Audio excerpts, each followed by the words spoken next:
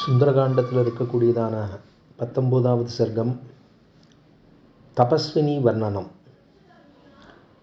அதாவது சீதா பிராட்டி இருந்ததான இருப்பென்ன? தஸ்மின்னேவ ததஹ காலே ராஜபுத்ரி தன்னிந்திதா ரூபயௌவன சம்பன்னம் பூஷணோத்தம பூஷிதம்.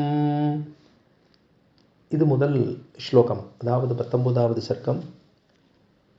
அதில் தபஸ்வினி ஒரு சீதையானவள் அசோகவனத்திலே எப்படி எழுந்துள்ளிருக்கிறாள், அவளுடைய அவலமான நிலை, 10 மாதங்கள் தீர்த்தமே ஆடலைன்னு சொல்கிறோமோ இல்லையோ, அப்படி சீதையினுடைய அவல நிலை, அதுதான் வர்ணனம். தபஸ்வினி கோலத்தில் இருக்கக்கூடிய சீதா பிராட்டி, அந்த மிதிலா ராஜகுமாரியானவள் சீதையானவள் ராவணனை பார்க்கிறாள். அவன் நிறைய அலங்காரங்கள் எல்லாம் பூண்டு கொண்டு இவளை பார்க்கிறான். இது தபஸ்வினி வர்ணனத்திலே சொல்லப்பட்டதான விஷயம். அதுக்கு மேலே அவள் இருக்கக்கூடிய ஸ்திதி, இவன் இருக்கக்கூடிய ஸ்திதி, அதாவது ரொம்ப நேரமாக அழுதுண்டே இருக்காவோ, 2 கைகளையும் கூப்பிக்கொண்டு அவள் சொல்லக்கூடிய விஷயங்கள், ஒரு மித்திரனாகவாவது நினைத்து கொண்டு ராமனை நீ அணுக வேண்டும் அப்படின்னு சொல்லுகிறாள். நிறைய ஆசை வார்த்தைகளாலே அந்த ராவணன் தன் பக்கத்திலே சீதா பிராட்டியை இழுப்பதற்கு முயற்சி பண்ணுகிறான். அது ராவணஹா காலச்சோதிதகான்னு சொல்லும்படியாக ராவணனானவன் இதெல்லாம் இவன் பண்ணுறதுனாலேயே தன் ஷாவுக்கு தானே முடிவு கட்டுகிறான்ங்கிறது தெளிகிறது அப்படின்னு அதில் கடைசியில் 23வது ஸ்லோகத்தாலே அது முடிகிறது. இது 19வது சர்க்கம். அதுக்கப்புறம் 20வது சர்க்கம் ராவணானுநயா. ராவணனுடைய இச்சக பேச்சு. ராவணன் சீதா பிராட்டியை சிலவாறு சொல்லி அவனுடைய ஆசைக்கு இணங்கும்படியாக பேசுகிறான். அந்த பேச்சு தான் அப்படி பசப்பு பேச்சு, இச்சக பேச்சாக பேசுகிறான். அந்த சர்க்கத்துக்கு பேர் ராவணானுநயா. சதாம் பதிவிரதாம் தீனாம் நிரானந்தாம் தபஸ்வினீம் சாகாரைர் மதுரைர் வாக்கியைர் ஞதர்ஷய எதராவணாம்.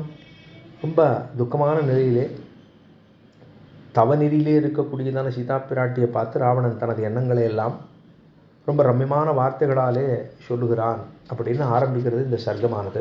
இது 20வது சர்க்கம். அதில் கடைசி அப்படின்னு பார்த்தால், இவ்வளவு நீ பயப்பட வேண்டாம்,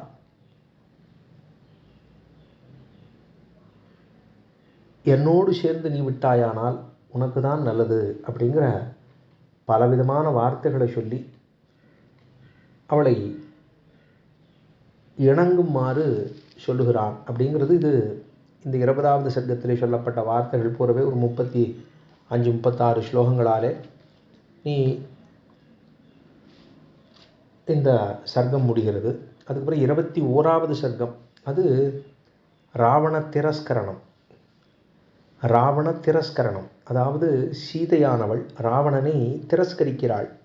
ஐயா, நீ இப்படிலாம் சொல்லக்கூடாது என்று அவனுக்கு அறிவுரை வழங்குகிறாள். இது 21வது சர்க்கம். அதுதான் சுந்தரகாண்டத்தில் இருக்கக்கூடிய 21வது சர்க்கம். தஸ்ய தது வசனம் ஸ்ருத்வா சீதா ரௌத்ரஸ்ய ரக்ஷசஹ ஆர்த்தாதீனஸ்வராதீனம் பிரத்யுவாச சனைர்வசஹாம். இந்த கொடூரமாக இருக்கக்கூடிய அரக்கனுடைய வார்த்தைகளை கேட்டு சீதை ரொம்ப துயரம் அடைந்தாள். ஈனமான குரலிலே பரிதாபமாக இருக்கக்கூடிய விதத்திலே மெதுவாக அவனுக்கு எடுத்து சொல்லுகிறாள். ஐயா, நீ இப்படிலாம் இருக்கக்கூடாது என்று அவனுக்கே அறிவுரை சொல்லுகிறாள்.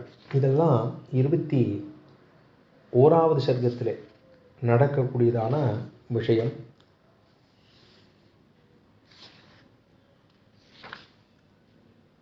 அதில் ரொம்ப முக்கியமான ஸ்லோகமாக இதெல்லாம் நம்ம பூர்வாச்சாரியர்களாலே ஆங்காங்கே பலவிடங்களிலே தனி ஸ்லோகத்திலே விரிவாச்சான் பிள்ளையாலே எடுக்கப்பட்டதான ஸ்லோகங்கள், அடிக்கடி வியாக்கியானங்களில் வரக்கூடிய ஸ்லோகங்கள் அப்படின்னு பார்த்தால், மித்ரமோபைகும் கர்த்தும் ராமः ஸ்தானம் பரீப்சதாம் வதம்சானிஷ்யதா கோரம் த்வயா அசௌ புருஷர்ஷபः விதிதः சஹி தர்மஜ்ஞः சரணாகதவத்சலः. மித்ரமோபைகம் கர்த்தும் ராமः ஸ்தானம் பரீப்சதாம் வதம்சானிச்சதா கோரம் त्वया असौ पुरुषर्षभः विदितः सही धर्मज्ञः शरणागतवत्सलः तेन मैत्री भवतु ते यदि जीवतुमिच्छसि. இந்த ஸ்லோகங்கள் எல்லாம் நீ வாழ்வதற்கு பூமியில் ஒரு இடம் வேணும்னா ராவணா, மிகவும் கோரமாக இருக்கக்கூடிய மரணத்தை தவிர்க்க வேண்டுமென்னால் ராவணா, நீ ராமனோடு மித்திரனாக நண்பனாக கைகோர்த்து இருக்க வேண்டும். அவனுடைய நட்பை நீ நாட வேண்டும். நீ என்னிடத்தில் இப்படி பேசப்படாது. அவன் ராமன் என்பவன் மனிதர்களுக்குள்ளே ஒரு காளமாடு போன்றவன். அவன் ஒரு தர்மிஷ்டன், சரணடைந்தவர்களை அன்போடு ஏற்றுக்கொள்ளக்கூடியதான ஒரு சுபாவம் படைத்தவன், சரணாகத வத்சலன். நீ உயிரோடு இருக்கணும்னா நீ அவருடன் நட்பை ஏற்படுத்திக்கொள். தேனமைத்ரீ பவதுதே எதி ஜீவதுமிச்சசி. நீ உயிரோடு இருக்கணும்னா தேனமைத்ரீ பவதுதே, அவனோடு நீ எப்படி இருக்கணும், நீ நட்பை ஏற்படுத்தி கொள்ள வேண்டும். அப்போ தான் நீ அவனோடு இருக்க முடியும், அதாவது நீ உயிர் வாழ முடியும் அப்படின்னு இந்த சர்க்கத்திலே தான் சில உபதேசங்களை சீதா பிராட்டியானவள் கொடுக்கிறாள். அப்படிங்கிறது இந்த 21வது சர்க்கத்துக்கு இருக்கக்கூடியதான முக்கியமான விஷயம். அதில் தான் சொல்கிறா, உன்னை காலன், அதாவது யமதர்மராஜா நெருங்கிட்டான். அதனால தான் நீ தசரதகுமாரன், அதாவது உன்னை காலன் நெருங்கிவிட்டான். குபேரனுடைய பர்வதமான கைலாசகிரிக்கு சென்றாலும் சரி, வருணராஜாவினுடைய சபையில் சென்றாலும் சரி, நீ தசரதகுமாரன் ராமனிடமிருந்து நிச்சயமாக தப்பவே முடியாது.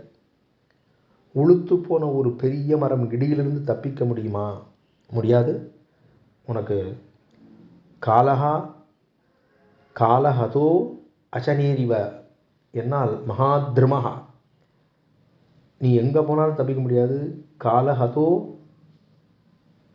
அச்சனேரிவ என்று உனக்கு காலனுடைய காலம் நெருங்கிவிட்டது, அதனால தான் நீ இப்படி நடந்து கொள்ளுகிறாய் அப்படின்னு சொல்லி இந்த 21வது சர்க்கத்தோட இந்த சுந்தரகாண்டத்தில் இருக்கக்கூடிய அர்த்தங்கள் விளங்க வேண்டும். மேலே நமக்கு இருக்கக்கூடிய விஷயம் 5வது வார்த்தை, அதாவது கோன்மஸ்மின் சாம்பிரதம் லோகே குணவான் கஷ்ய வீரியவான் தர்மஜ்ய கிருதஜ்ய சத்தியவாக்கியா அப்படிங்கிறது. சத்தியவாக்கியன் ராமன். கஹ சத்தியவாக், கஹ சத்தியவாக்கியா, கஹ சத்தியவாக்கியா. ஒவ்வொன்றா பார்த்துட்டு இருக்கோம்.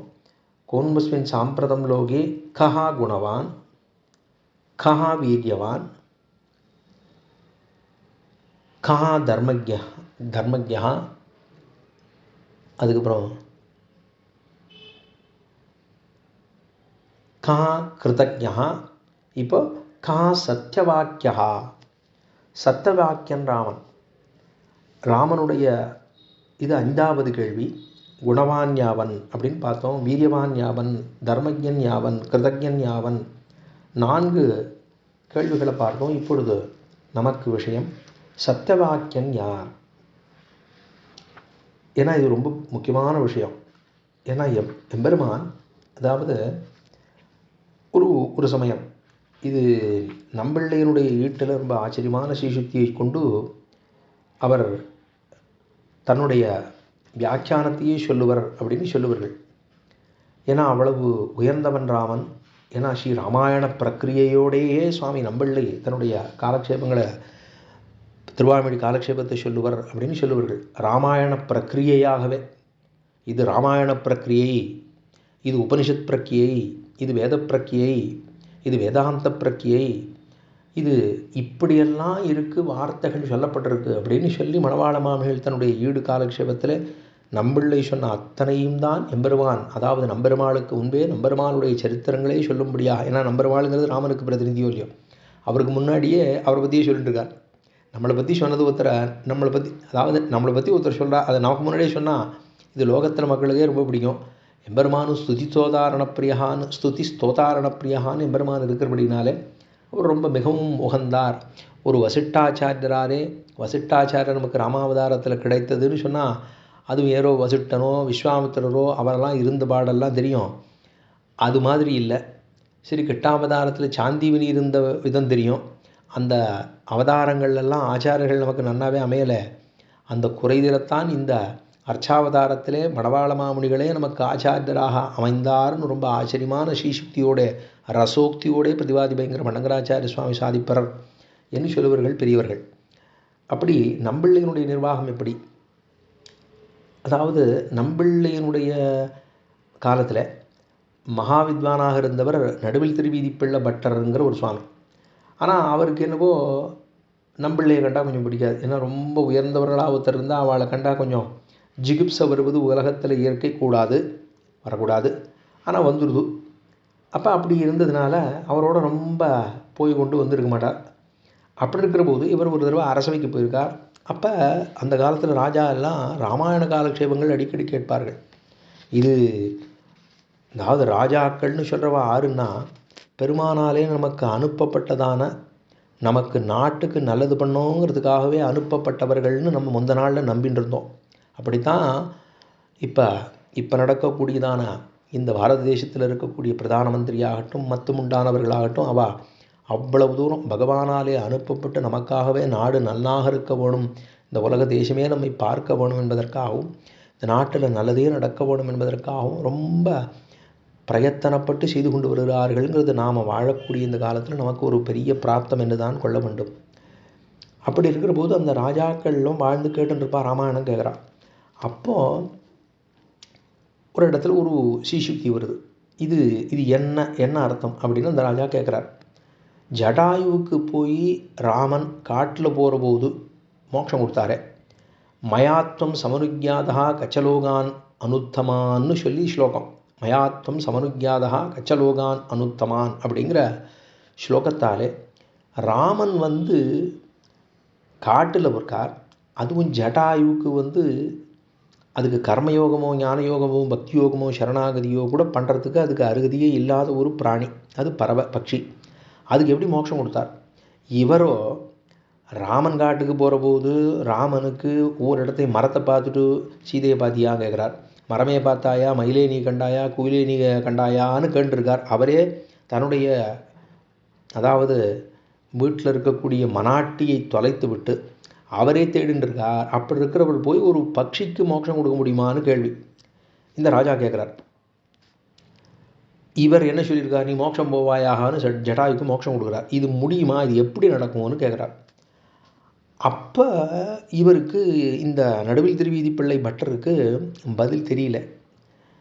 அவர் அப்படி பார்த்துட்டுருக்கார். அப்போ அந்த ராஜா வேறு யார்ட்டையோ பேசிகிட்டு இருக்கார். பேசிகிட்டு இருக்கிற காலத்தில் பக்கத்திலே, அதாவது பராசர பட்டருடைய காலக்ஷேபத்தில் உட்கார்ந்துருக்கிற இன்னொரு சுவாமியின் இடத்துல அவர்கிட்ட போய் கேட்டுவிட்டார். நம்பிள்ள காலக்ஷேபத்துக்கு அடிக்கடி போயின்னு இருக்கிறே, இந்த இடத்துக்கு நம்பிள்ள எப்படி காலக்ஷேபம் பண்ணுவார்? ஏன்னா அந்த ராஜா கேட்டுவிட்டார், இவருக்கு பதில் தெரியல. அதனால் மற்றொரு சிஷ்யரை பார்த்து கேட்குறார். கேட்ட உடனே அப்போ சொல்கிறாராம், அவரை பார்த்துட்டு சொன்னாராம், விசாரத்துக்கு வந்திருக்குமே நம்பிள்ள எப்படி நிர்வாகம் பண்ணுவார்னு கேட்டார். அதுக்கு நம்பிள்ள எப்படி சொல்லுவாரானா, சத்தியன லோகாஞ்சயதி அப்படின்னு ஸ்ரீ ராமாயண ஸ்லோகத்தை எடுத்து நம்பிள்ள நிர்வாகம் பண்ணுவார் அப்படின்னு சொல்லிட்டார். சத்தியன லோகாஞ்சயதி, எப்படி ஒரு சாமானியனாக இருக்கக்கூடிய ராமன், சாமானியன்னு சொன்னால் காட்டுக்கு போகிற போது என்னுடைய பெண்டாட்டியை காணமே கல்லே பார்த்தியா, மரமே காட்டியா, குயிலே பார்த்தியா, மயிலே பார்த்தியான்னு கேட்டு போகிறாரு. அப்படி இருக்கிறவர் காட்டில் போன பிற்பாடு எப்படி ஒரு ஜட்டாயுவுக்கு மோட்சத்தை கொடுக்க முடியும், இது எப்படி நிர்வாகம் பண்ணுவார்னு கேட்டிருக்கார். இதுதான் சந்தேகம் ராஜாவுக்கு. அந்த ராஜாவுக்கு நடுவில் திருப்பதி பிள்ளைப்பட்டர்கிட்ட கேட்டிருக்கார், அவருக்கு தெரியல. அதை நம்பிள்ளையினுடைய காலக்ஷேபத்தில் இருந்த மற்றொரு பெரியவர் அங்கே வர்றபோது, அரசவையில் வர்றபோது அவர்கிட்ட பார்த்து கேட்டுவிட்டார். இவர் வேறு ஏதோ பேசிட்டு இருக்கிற போது இவர்கிட்ட கேட்டுவிட்டார். கேட்ட சத்தியன லோகாஞ்செகதின்னு சொல்லி நிர்வாகம் பண்ணுவார்னு சொல்லிவிட்டார். இவருக்கு புரிஞ்சு போச்சு. என்னன்னா சத்தியன லோகாஞ்செகதினா என்ன அர்த்தம்னா, சத்தியத்தாலேயே தான் வாழக்கூடியதான தர்மம், இந்த தர்மம் இருக்குல்ல, தர்மம் தலை காக்கும்னு சொல்ல முடியும். இந்த தர்மம் ஒன்றினாலேயே இந்த உலகத்தையே ஜெயிக்கக்கூடியவன் ஸ்ரீராமன். தர்மத்தினாலேயே. அதனால தான் நமக்கு இன்னைக்கு சந்நிதியை நமக்கு இந்த பாரத தேசத்திலே அயோத்தியாவிலே ராம் லல்லான்னு சொல்லப்படுகிற ராம் லல்லாவுக்கு ஒரு சந்நிதி ஏற்படக்கூடியதான ஒரு விஷயம் நடந்ததுன்னா சத்தியன லோகாஞ்செகதி, சத்தியத்தினாலேயே. சத்தியம்னு ஒன்று இருக்கோ இல்லையோ, அது எப்படி வெளியில் வரும்? அந்த சத்தியத்தினாலேயே ராமன், அந்த ராமனுக்கு சந்நிதி ஏற்பட்டது இந்த காலகட்டத்திலேங்கிற ஒரு பெருமை. அதே மாதிரி சத்தியன லோகாஞ்செகதி என்று சொல்லுவர்னா சத்தியத்தினாலேயே இந்த உலகத்தை வென்னான், அவன் மோட்சத்தையே கொடுக்கக்கூடியவன். சத்தியத்திலே தான் சத்தியம் தவறாமல் வாழ்ந்தபடியினாலே அவன் கொடுக்கக்கூடியவன் அப்படின்னு சொன்ன உடனே சடக்குன்னு புரிஞ்சு போச்சு இந்த சுவாமிக்கு. உடனே ராஜா அதெல்லாம் பேச்சுவார்த்தையெல்லாம் முடிஞ்ச உடனே திரும்ப வந்தார். என்ன சொன்னீர் அப்படின்னு கேட்ட உடனே சத்தியன லோகாஞ்செயதி அப்படின்னு, சத்தியத்தினாலே இந்த லோகத்தையே வெல்லக்கூடியவன். ஏன்னா சத்தியத்தோடு வாழ்ந்தால் அதுக்குன்னு ஒரு தனித்தன்மை உண்டு. ஒரு நாணயம், ஒரு கண்ணியம், ஒரு கட்டுப்பாடு, ஒரு உண்மை பேசுதல், ஒரு உண்மையாக நடந்து கொள்ளுதல், இதெல்லாம் மனிதனுக்கு இருக்க இருக்க அவனுடைய பெருமை மதிப்பு வெளியில் தோற்றும். நம்ம ஏதோ நானும் பண்ணுறேன் காரியங்கிறதுக்காக பண்ணினாலோ அப்படின்னு பண்ணோம்னா கொஞ்ச நாள் தான் இருக்கும். அப்படி அல்லாமல் எம்பெருமானுக்குன்னு ஒரு ஸ்ரத்தையோடு நாம் அந்த காரியத்தை செய்தோமே ஆனால் அது நிச்சயமாக எல்லோராலும் புகழப்படும். புகழுங்கிறது வேண்டாம், இருந்தாலும் புகழப்படும். அதை நம்ம ஏற்றுக்கணுங்கிறது இல்லை. ஆனால் அது கிடைப்பதே என்பதற்காக நான் அதன் பின்னால் செல்லுவோனும் அல்ல. அப்படிங்கிறத இந்த உலகத்தாருக்கு புரியும்படியும் வண்ணம் தான் நாம் நடந்து கொள்ள வேண்டும் அப்படின்னு சொன்னதுனால தான் அதை கேட்டுட்டு ரொம்ப ஆனந்தப்பட்டாராம். உடனே நிறைய தனங்களை எடுத்து கொடுத்தாராம் அந்த ராஜா. இதை எடுத்துன்னு வந்தோடனே இப்போ தான் அந்த நாராயணத்துவ பிரயுக்தமாக இருக்கக்கூடிய பரத்வத்தினாலேயே சத்தியத்தினாலேயே ஜடாயுவுக்கு மோட்சம் கொடுக்க முடியும்னு சொல்லி முடித்த உடனே ரொம்ப ஆனந்தப்பட்டாராம் அந்த ராஜா. இதெல்லாம் கேட்டவுடனே நிறைய பொண்ணு மணி முத்து அது இது நிறைய பணம் கொடுத்தாராம். இதெல்லாம் இப்போ கேட்ட உடனே நம்பிள்ள சொன்ன வார்த்தைக்கு தானே இத்தனை மதிப்பு கிடச்சிருக்கு. அதனால் அந்த பணம், பகட்டு, முடிப்பு, மாணிக்கம், நகை, நட்டு எல்லாத்தையும் கொண்டு வந்து நம்பிள்ளையினுடைய திருவடியிலே சேர்த்தாராம். சுவாமி சொன்ன வார்த்தைகளில் ஒரு துணுக்கு வார்த்தை, இந்த துணுக்கு வார்த்தைக்காகத்தான் எனக்கு கிடைத்ததான பரிசு, இவ்வளோ பெரிய பரிசு கொடுத்துருக்கா, அது எல்லாம் தேவாள் திருவடிக்குத்தான் சமர்ப்பிக்க வேண்டும்னு சொல்லி மனம் திருந்தி நம்பிள்ளையினுடைய திருவடியிலே நடுவில் திருவீதி பள்ளப்பட்ட பிறந்து தானும் அதை சேவித்து விழுந்து சேவித்தாராம். மரம் போல விழுந்து கிடந்தார்.